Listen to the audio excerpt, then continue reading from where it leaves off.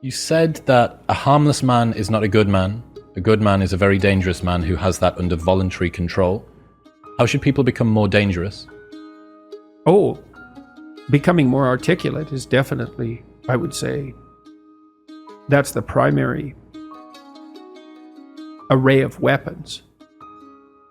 So, I mean, physical prowess is something, and it's not nothing, that physical confidence that comes along with that as well.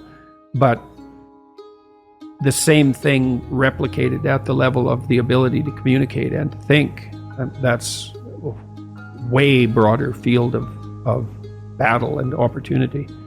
So this is one thing that isn't taught well, especially to boys. It's more important to teach it to boys, I would say, because they're more skeptical of the educational enterprise in generally speaking, partly because they're less obedient, partly because they're less agreeable. That's particularly true for disagreeable boys. And agreeable boys get higher grades independent of their IQ and their academic achievement, because they're easier to deal with. So what do you tell disagreeable boys? There's nothing that makes you more formidable than verbal competence, than being able to articulate, be able to think, to marshal your arguments, right? It's a battlefield metaphor. Get everything in order. Get all your information straight, to marshal your forces. And so, I mean, that's part of the reason that rap artists are so popular, especially among disaffected young men, black and white alike, because they're unbelievably articulate. Like, they have this incredible verbal prowess. It's unbelievably attractive, and it's associated with genuine artistic and redemptive activity, often focusing on something that's approximately the voice of the underclass, let's say, but a powerful voice, right? And it's interesting to see how many young white guys identify with that.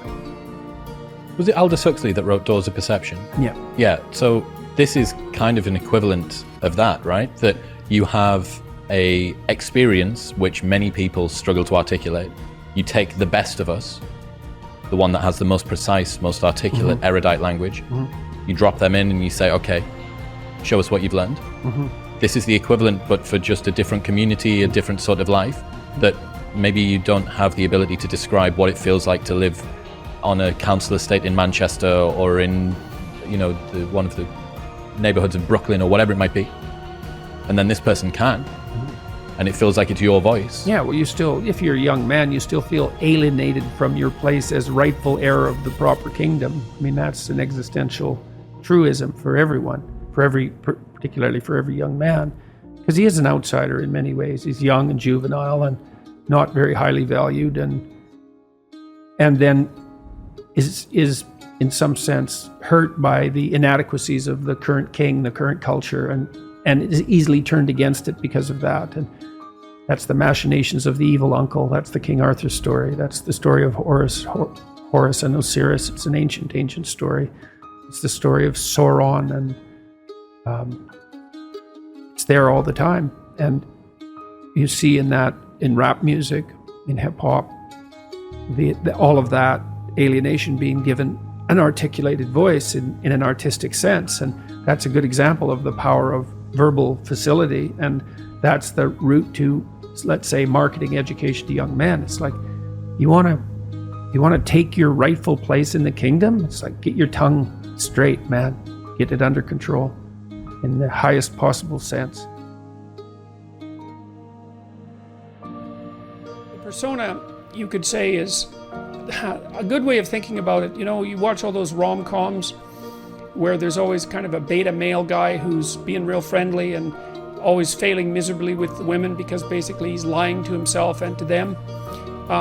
He's a persona, and a persona is the face that you show to the world when you're trying to pretend and to convince yourself and others that you're, I would say, harmless, but we could say a good person. But a good person isn't harmless. A good person is capable of, well, maybe a good person is capable of anything, but is willing to hold that in abeyance. I read this interesting commentary a little while ago on a statement by Christ in the New Testament, and the statement generally interpreted is that the meek shall inherit the earth, but I was looking up the multiple translations of the word meek, and meek is actually derived from a Greek word, of course, because the Bible, at least some of the original forms of the Bible, were in Greek. And that word didn't exactly mean meek. It meant something like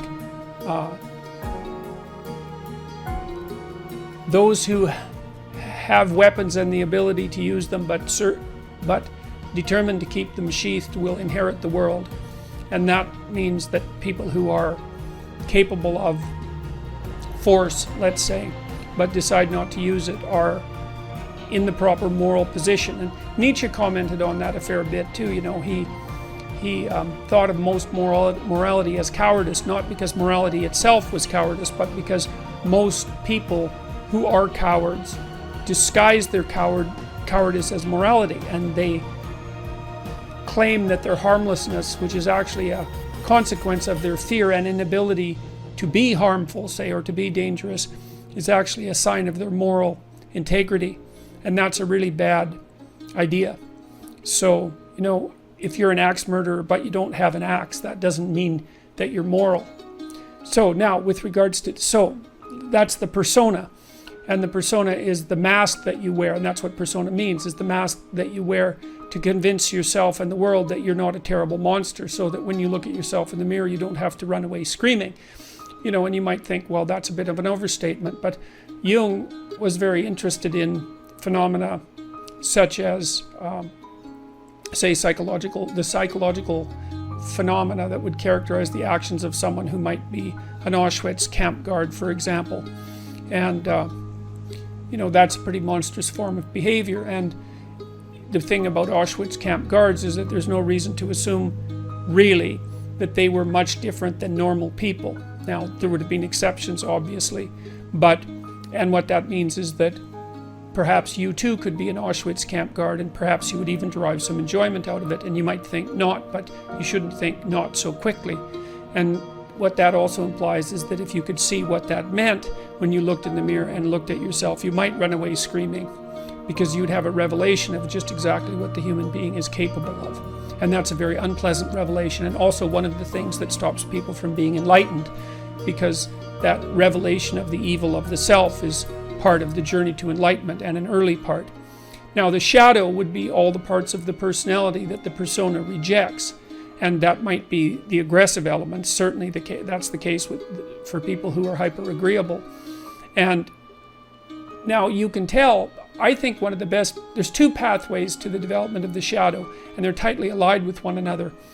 The fundamental pathway is truth, and that's to face the bitter truth about yourself. But to break that down more particularly, you might think about that as the capacity to observe your own resentment. You're going to be resentful and bitter in many situations because you don't get what you want. And if you watch that resentment and bitterness, you'll see that it produces fantasies that can be unbelievably dark. And that can be very frightening, and you might not want to admit to yourself that you're actually capable of having fantasies like that, or impulses like that, or aggressive feelings like that.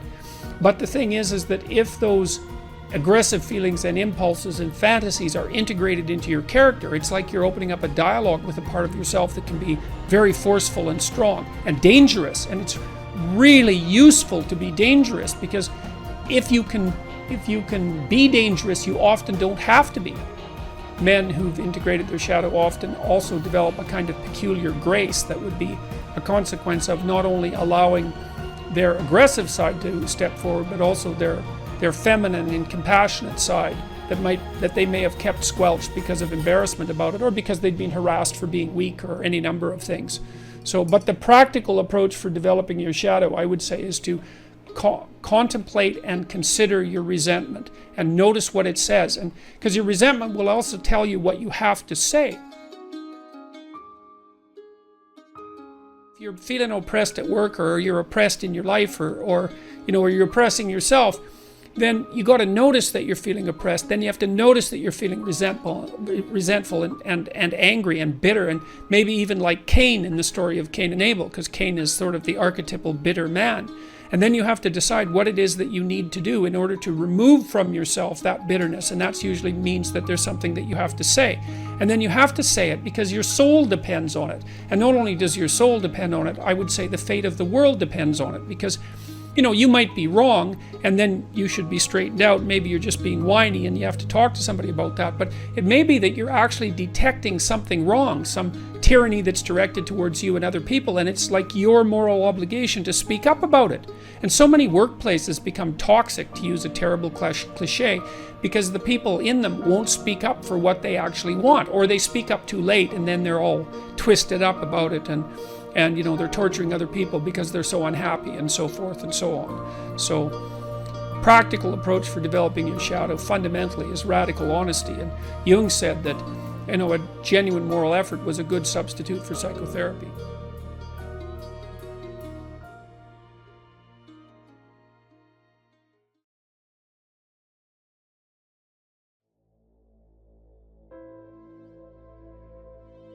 One of the things, I think this is the case anyways, I think people are always looking for an excuse to have their character corrupted. Because if your character is corrupted, then you get to lie, and you get to cheat, and you get to steal, and you get to betray, and you get to act resentfully, and you get to do nothing. And that's all easy.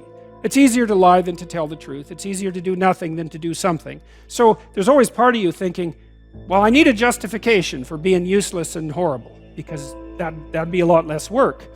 And so then if something terrible comes along, you think, aha, that's just exactly the excuse that I was waiting for.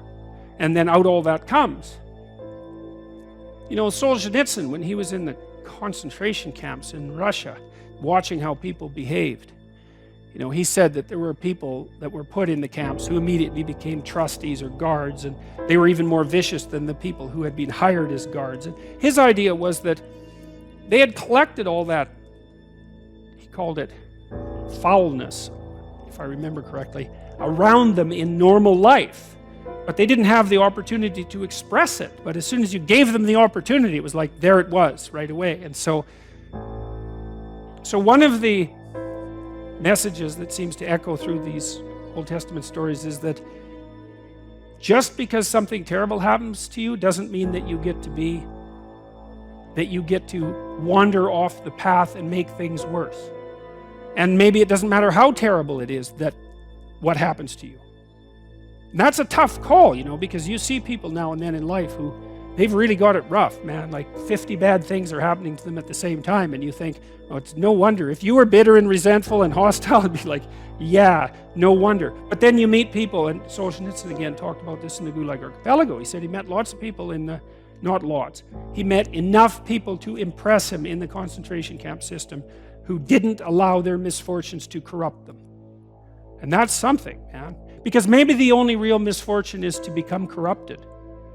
That's a really useful thing to think. You know, maybe the rest of it is trivial in comparison. I know that's a rough thing because you can be in very harsh circumstances, but I do think there's something to that. And the Lord was with Joseph, and he was a prosperous man, and he was in the house of his master the Egyptian.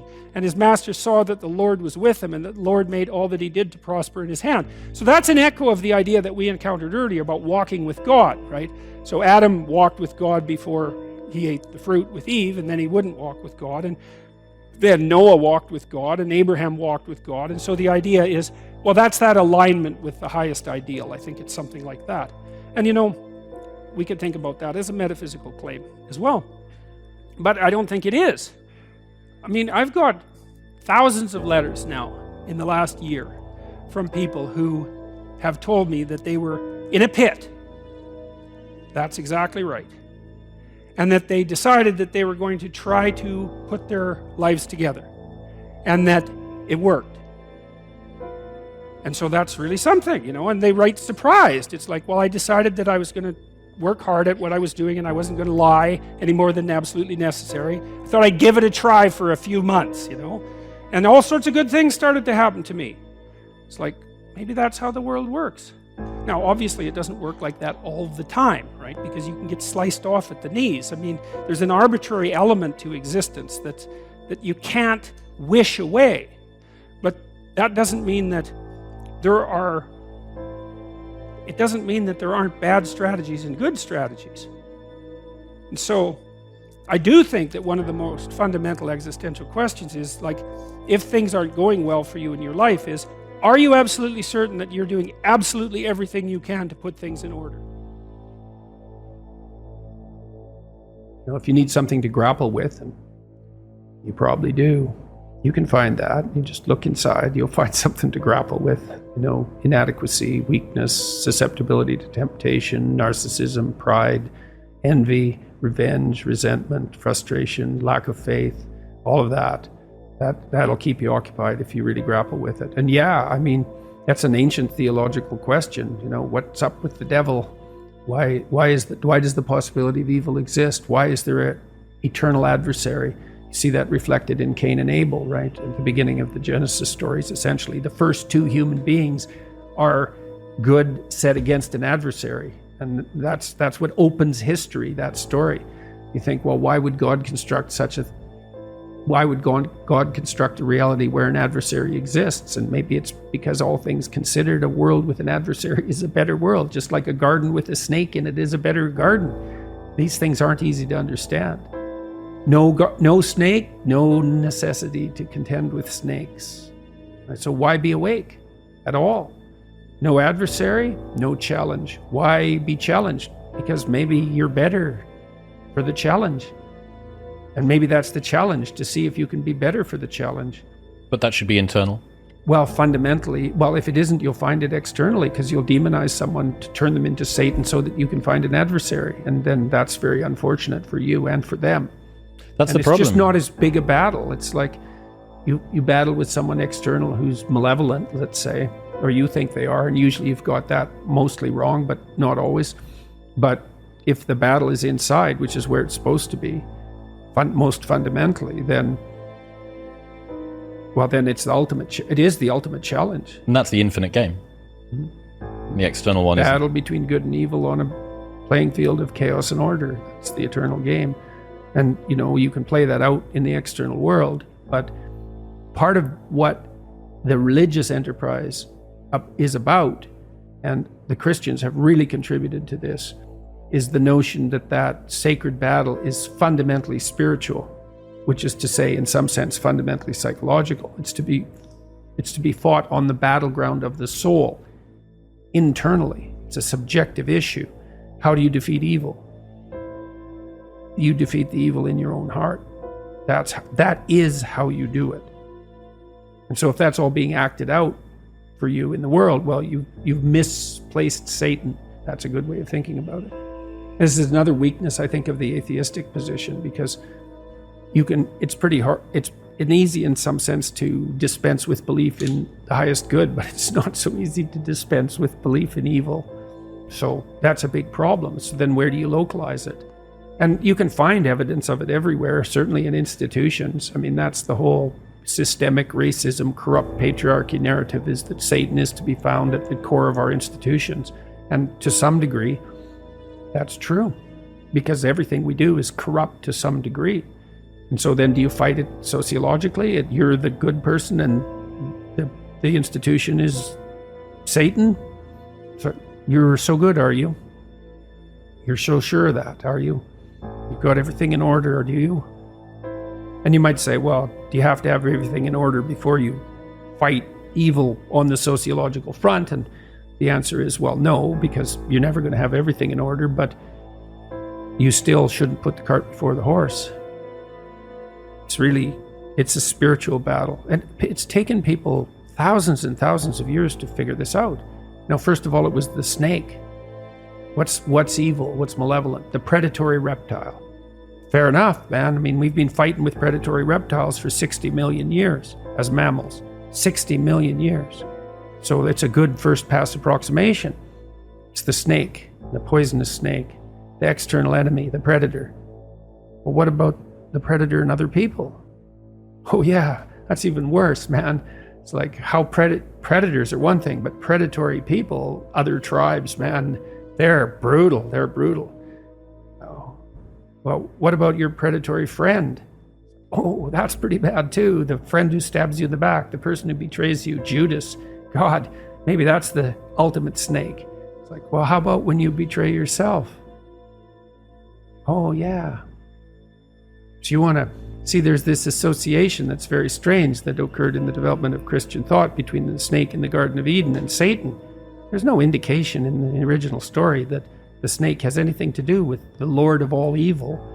It's a very weird conclusion that's been drawn. It's almost extra biblical because there's almost no mention of Satan in the Bible at all, much less any direct connection between the serpent and Satan. It's a very, very strange idea, but it's part of this psychologization of evil.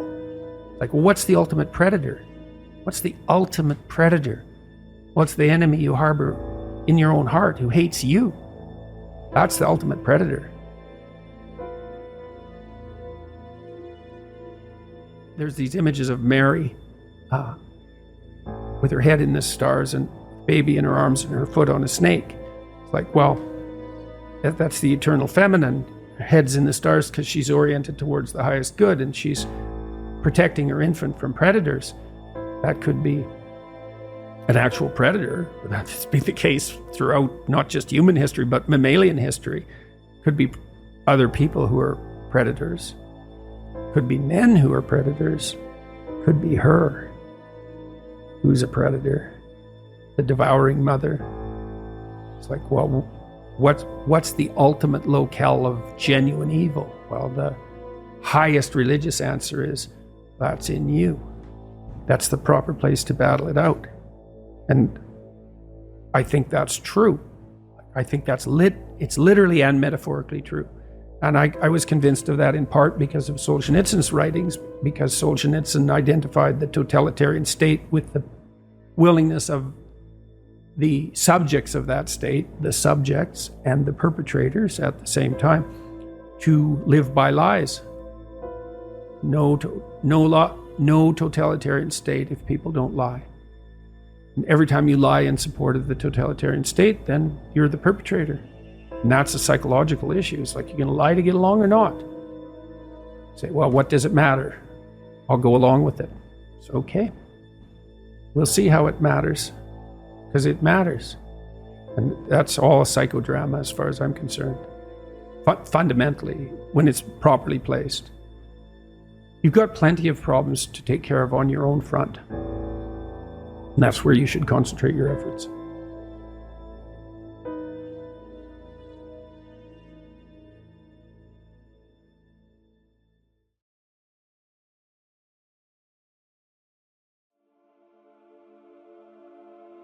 If you look at the most archaic of archetypal heroes, those heroes confront something that represents chaos.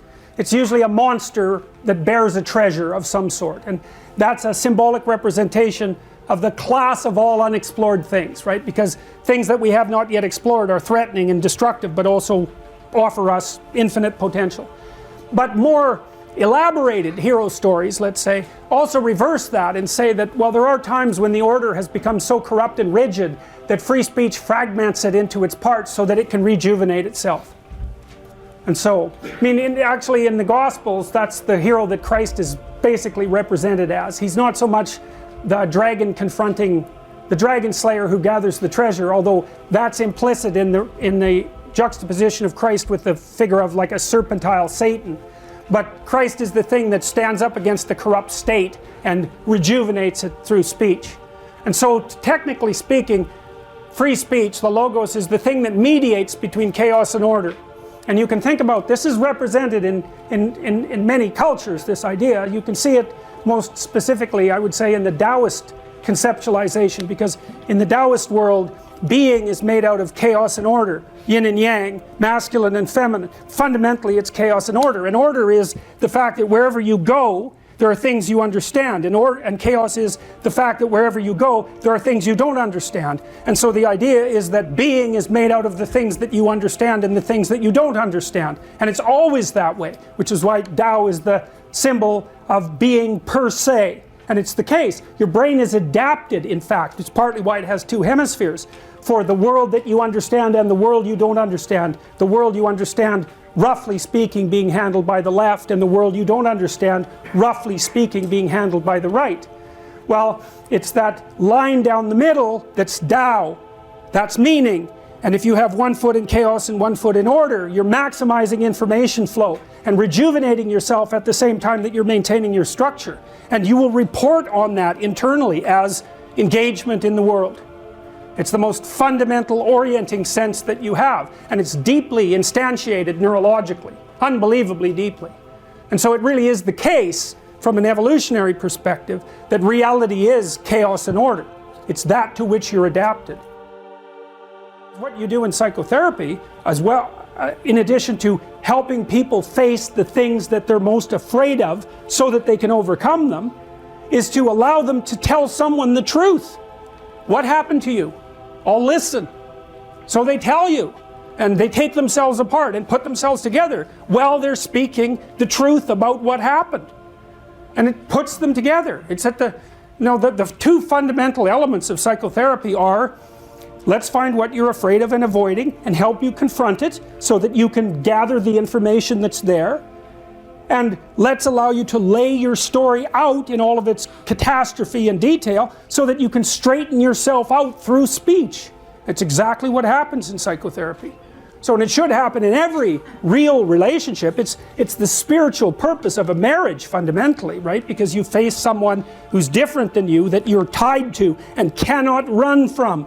And so you can reveal yourself. Really, it's a critical part of marriage. Because if you can run from someone, they will never show you their true face. Because if someone shows you their true face, you will run. And so you say in a marriage ceremony, I will allow you to show me your true face and I will not run. And unless you mean that, you'll never be married. You'll never understand what it means. And you'll never reap the benefits of it, which are practical, obviously, but also spiritual and psychological. There's a reason for the vow, but it has to be a vow. Because otherwise you have a back door open and you'll never really tell the person what you're like. And no bloody wonder, because really, who wants to know what you're like? Not even you, that's for sure. Here's a primary religious injunction. Treat the other person like you would like to be treated yourself. That does not mean be nice to other people. It does not mean sacrifice yourself excessively for other people. It means think about the other person as if they were you and figure out how you can mutually interact to better both of you at the same time. You have to build yourself into the equation. It's an equation. It's not that others are more valuable. It's that we're all valuable. We're equally valuable. And then you think, well, how do you remind yourself of that? And the answer to that is through terror. Because terror is the genuine motivator. So they say, fear of God is the beginning of all wisdom. Well, what does that mean? Well, it means first that you don't get away with anything. And it's really useful to know that, because if you really know that, you won't try to get away with, well, you still will, because people are stupid, but but at least it will mitigate the possibility. So here I'll tell you something that Jung said. This is quite profound, and it's, I think, the right answer to this question. So Jung believed, he was interested in the emergence of higher morality, something that the developmental psychologist Jean Piaget was also interested in. Piaget thought, we started out as individuals, then we learned to play games with other people, kids, children, learned how to play games with other children, and that made them social. So our society is a game. It's a giant game that we're all playing together voluntarily. And so children first learned how to play the game, and only later did they learn the rules of the game. They learned how to play the game first and then learned the rules, how to speak the rules. And then at some point they realized that they were also creators of the rules.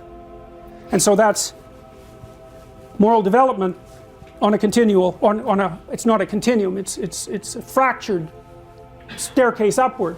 But Jung was interested in elements of moral action that were higher than that, and so he conceptualized it symbolically. So imagine this. He did this in the last book he wrote called Mysterium Conjunctionis.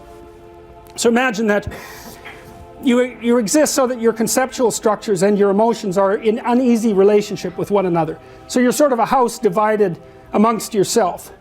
And so what you have to do is you have to put together your mind and your emotions so that they're working as a unit. And you do that in part by actually being forthright about what it is that you want for yourself and to other people, and to learn how to negotiate that, so that inner tension disappears. And so now you're a unified You're a unified entity of emotion and thought. They're not conflicting with one another. And then what you do is you take that entity, which is still in some sense separate from your body, because you're not acting these out, and you bring those two together. And he thought about that as the psychological equivalent of the incarnation. It's integrated spirit integrating with the body. And what that means is that you take your emotions and motivations and capacity for thinking that are now one thing, and you act out those things. So you embody them in the world, and that's another thing that brings integrity. And then there was a step past that, and the step past that is to understand that there's no, so you have the integrated spirit, mind, and body in opposition to the world. And the next thing you do is realize that there is no opposition with the world. Is that what you are is and this is very, very complicated. You're walking down the street. Bloor Street is a good example of this in Toronto, and there are decimated alcoholic schizophrenics littering the landscape, so to speak. You walk around them, you say, well, that's not me. It's like, yes, it is. It's you insofar as your tendency is to react in a negative way and to skirt the territory. It's a disturbance in your field of being. It's you. Now, you don't know what to do about it, and I wouldn't recommend that you do anything, because you'd probably just make it worse. It's a very big problem that's lying there on the sidewalk, and it may be well beyond your capacity to fix it. But insofar as it's a disturbance in your field of being, it's you. It's you. And all the problems that are in the world that you experience, they're you. And so you stop thinking about things in terms of an opposition between what's good for you and what's good for the world, because there's no difference. There's no difference between the two. And that doesn't mean that the pathway from what's good for you in your more limited domain to what's good for everyone is an easy one to compute. It's very, very difficult. But there is no technical difference between them. You know, so if I'm engaged in a psychotherapeutic dialogue with my clients, when I'm doing it properly, it's not like they're learning from me. It's that we're learning together, and every time I solve one of their problems or help them solve one of their problems, I help myself solve one of my problems. You know, because people bring into my sessions the terrible things that go wrong with people in life. Their partner has cancer, their father has Alzheimer's, they're suffering with alcoholism, their career is collapsing. Like, these aren't things that are happening to them. These are things that happen to everyone. And to figure out how to solve that for someone is to figure out how to solve it for yourself. There's no difference whatsoever.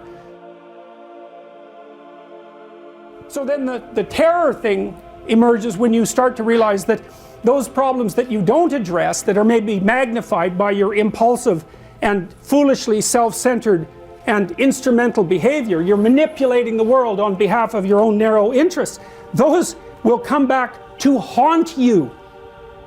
And so it's a terrifying thing to think through. But once you think it through and understand it, then what happens is you're more afraid of acting selfishly than you are willing to do it. You think, oh, no, I'm not doing that. Why? Because I know all hell will break loose if I do that, and I'm not going there. And so the terror element is a huge one. It makes it fortifies your, because you can't just act properly. You don't have the moral fortitude for that. You can aim at the good and run from what's terrible. Then you're motivated.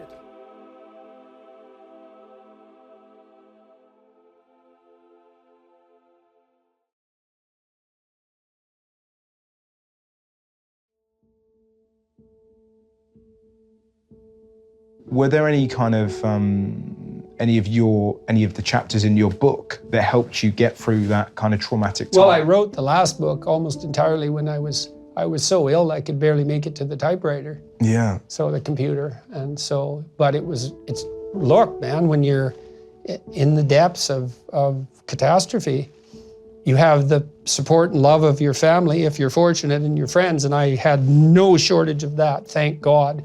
But I was writing this book, and, you know, I wanted to write it, and as far as I was concerned, it was important that I do it, and that gave me something to live for continually. And you need something meaningful to set against suffering. That's what you have to set against suffering, not happiness. Sometimes you don't have, that's not an option sometimes. Happiness is like, no, I don't think I had any happiness at all for 3 years, pretty much. And what It is- was dire. Well, my wife, she spent a year hovering on the brink of death in a variety of different ways. Before that, my daughter had catastrophic health problems, which have mostly resolved. And then I got extremely ill, so we've been in, and at the same time, we were facing social pressure of like an unparalleled magnitude, people trying to, bring this enterprise to a halt, I suppose, if that's probably the right way to think about it. Most of that time, I was hoping that I would die. I've been grateful for the good things that have happened to me, but I don't think I was grateful enough before just for mundane normality, Yeah. And, you think you don't have everything you could have, and perhaps that's true, but if you can sit down and breathe, there's lots of people who don't have that. Yeah. And I read somewhere that you couldn't even listen to music. Oh, no. No. Why? And just why is Well, that? I had no positive emotion at all, and it was too sensory. Like I was very sensitive to anything that was any sensory input at all. I mean, last year when I was in Florida, I would get up at about 8 in the morning because I couldn't sleep anymore, and then I'm pretty much on the couch till 3. But I had to have earplugs in and like a covering over my eyes. At that point, I could still lay down, so I could. Well, I wasn't resting, but I at least wasn't moving. So I'm curious with you, do you remember the first song that you were able to listen to when you came out of your illness? I think it was probably something by Arcade Fire. Right. So I really like Arcade Fire. I think they're great. Yeah. And what was so- that? That must have just been to be able to... Oh man, it was such a relief. And now I've been listening to music like mad. My wife and I, we spend about 5 hours a week dancing upstairs in our... It's all right. Like for a long time, 2 years, every evening I spent with her, I thought would probably be the last one. Yeah.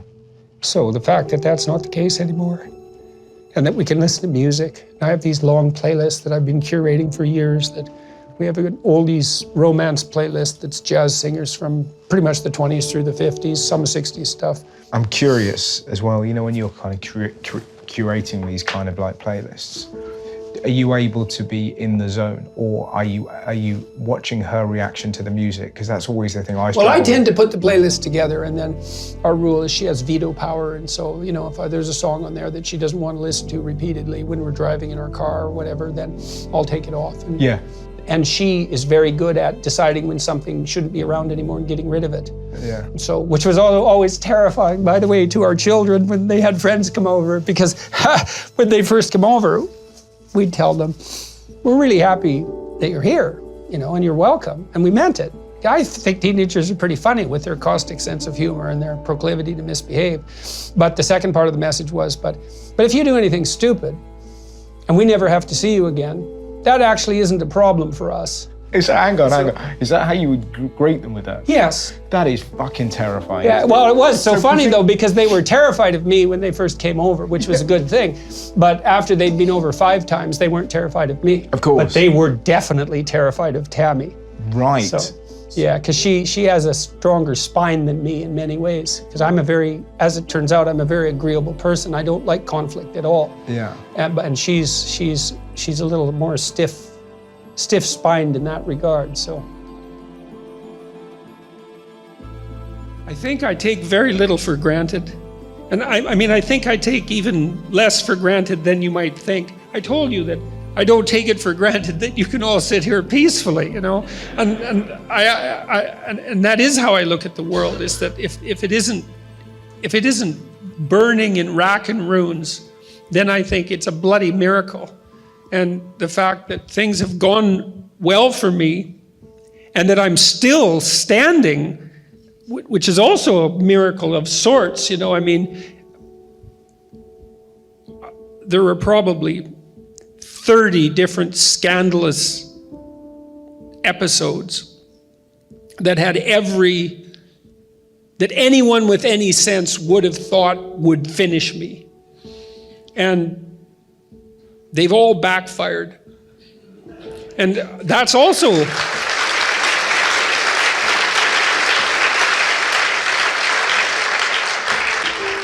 I also don't understand that. It's like, I don't understand that. I get attacked in the New York Times, and my friends call me who are New York Times readers, and they say, you've had it this time, because that was the New York Times, you know? You're not going to recover from that. And I think, well, that's probably true. I mean, I was expecting it to happen all along, and then I wait, and then, you know, everybody clamors at me, and then I don't respond too much to that, and it starts to die away, and then all the supporters come out. And then there's 100 people who clamor and 10,000 supporters. And, you know, here's something I can tell you about my life that's really remarkable. So, you know, if you just read the press, well, you'd have all sorts of ideas about me. I mean, you know, that I'm a bigot in the broadest possible sense. And so that's, you know, racist, sexist, homophobic, ethnocentric, white nationalist, alt-right, Islamophobic, Nazi, Hitler, homophobic. all of those things. And you'd think that there was just nothing but hatred, although I have been treated well by many journalists, but you could easily get that sense that, like, I live in a world where I'm surrounded by hatred, and that is absolutely not true. It's so not true that it's, you know, there are lies, and then there are anti-truths, and an anti-truth is even worse than a lie. It's like the ultimate form of lie, and that isn't what my life is like at all. What my life is like is that I travel with my wife, and wherever we go, and I mean that literally, wherever we go, and we've been to I don't know how many countries in the last year. It's like, I don't know how many, 30, 40, many countries. If I go down the street, or if I'm in an airport, or if I'm in a cafe, or if I'm in a movie theater, or if I'm in a mechanic's shop, some person comes up to me every 10 minutes and says, I hope I'm not disturbing you. And they're very, very polite. And they say, I've been listening to your lectures, or I've been watching your YouTube videos, or I read your book, and I was in this dreadful place 6 months ago, and then they tell me a little bit about the particulars of that little corner of hell they were ensconced in.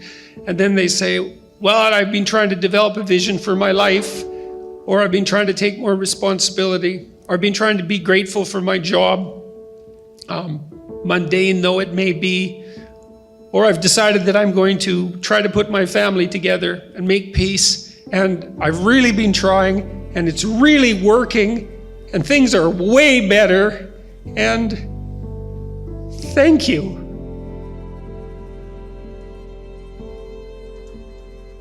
If you could imagine, if you could ask for what you wanted, hey, you could have anything you wanted. You might think, it would be lovely if I could live my life in a manner so that wherever I went in the world, perfect strangers would come up to me, one after the other, and tell me that they're suffering much less, that their families are in better shape, and that their lives are on course because they took to heart something that I was communicating. That's as good as it gets, as far as I can tell.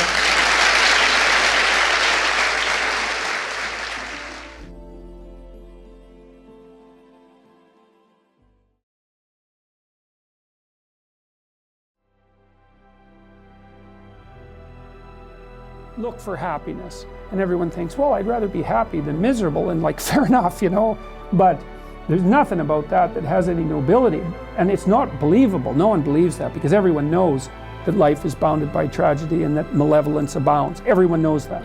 So, and you say, you know, so there's that terrible dark dyad of tragedy and evil, and you wave the little flag of happiness in front of it. It's like, you know, no one believes that that will work.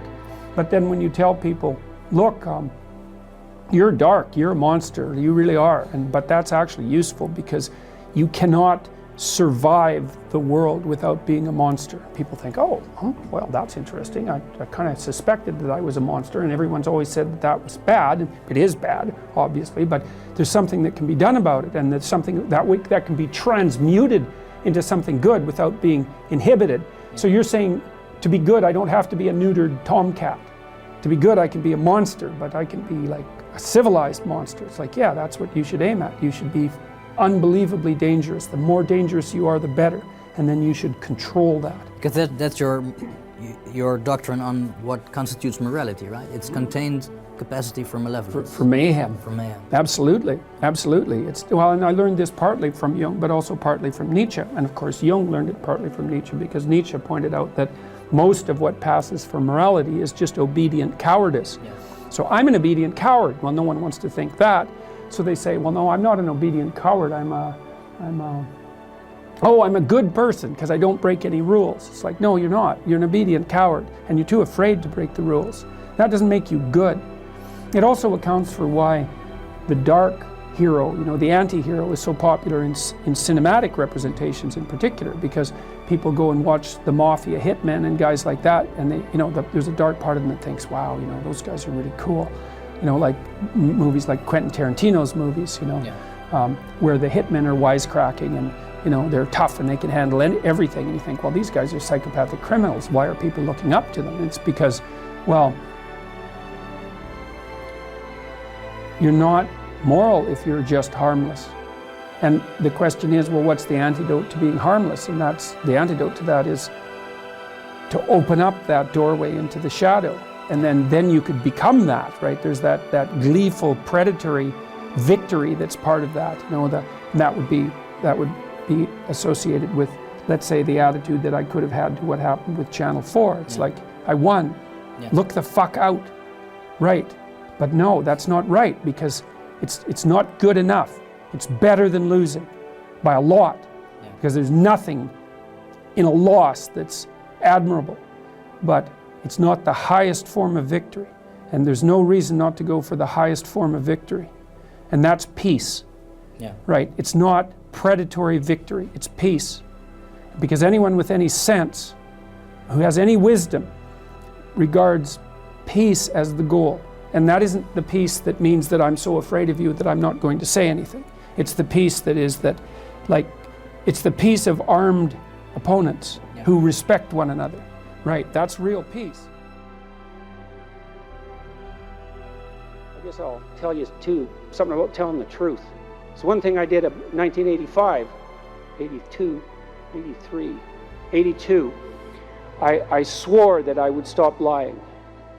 I said, I'm going to try not to say anything I know to be untrue. That doesn't mean I swore to tell the truth, because truth, that's hard. But you can consciously stop lying when you know you're lying. You can stop doing that. And that has been revolutionary for me. And one of the things I've really realized in recent years, and this is very much worth knowing, is that many times when people speak to each other, they have an agenda in mind. You want something from someone, maybe you want a job, and you want to craft your image to get the job, right? So you say what you need to say to get what you think you need.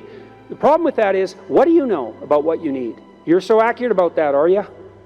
And you think you know what you need exactly, and so you're going to falsify your utterances to bring about the desired end, and you're going to use the other person as a target of your manipulation.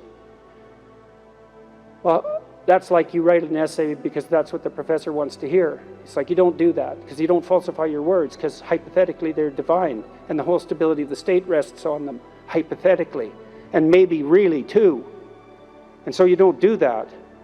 And so instead you strive to tell the truth, and maybe that's an aim too. And then it's an adventure, because I'll tell you one thing, if you tell the truth, you have no idea what's going to happen to you.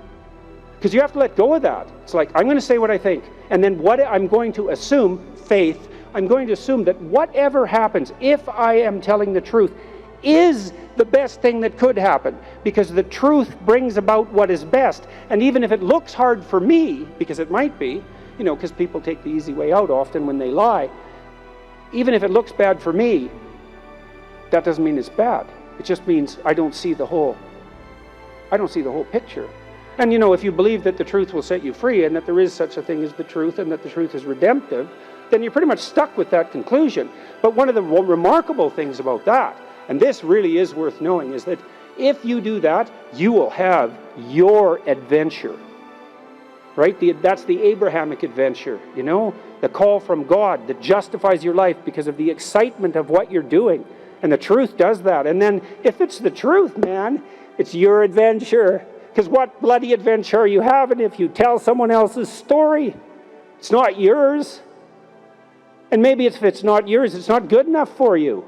And then you suffer, and then you're bitter, and then you're cruel, and then you're resentful. That's not good, or you get arrogant. So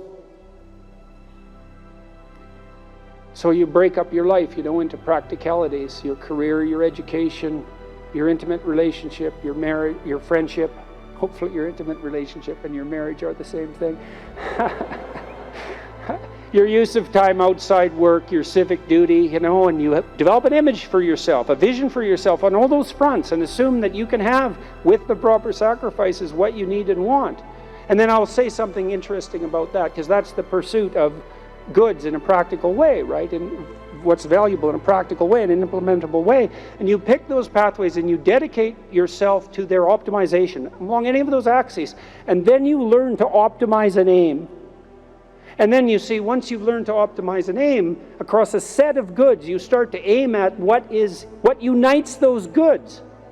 Because that's what makes goods good. It's whatever is common across a set of goods. That's the highest good or a higher good.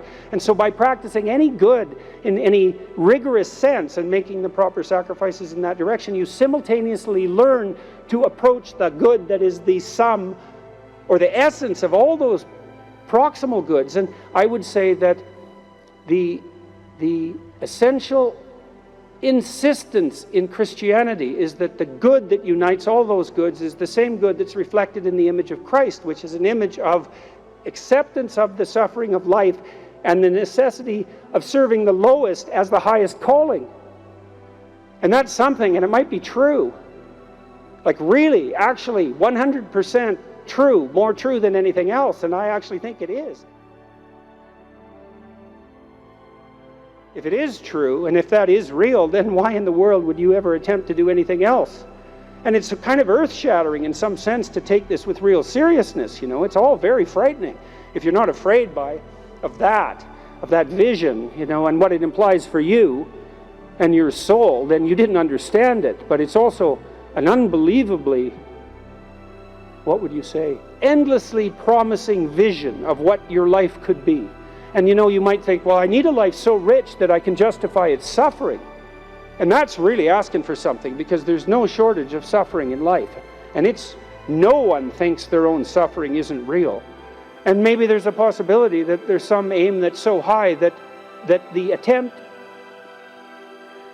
attempt alone to move in that direction is of sufficient value to act as a panacea for the suffering. And so you could say at the end of your life, oh my God, that was so hard. It was worth it. And so that's the choice you make at the crossroads. If you have any sense, thank you.